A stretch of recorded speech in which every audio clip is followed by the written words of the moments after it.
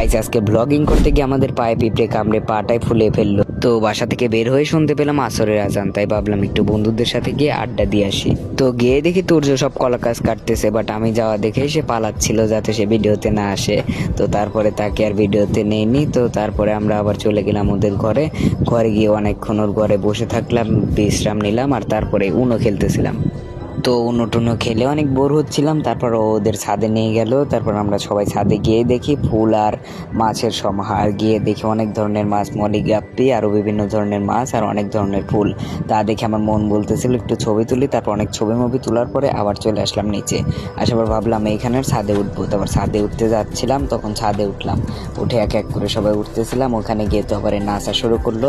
তারপরে অনেকক্ষণ পর আবার ছাদ থেকে নামলাম। নামতে গিয়ে দেখি পায়ে পিঁপড়ে কামড়ে পুরো পাটাই ফুলিয়ে ফেললো। তো তারপরে মাগরিবের আজান দিয়ে দিল আর আমি বাসায় চলে আসলাম। তোমরা সাবস্ক্রাইব করো।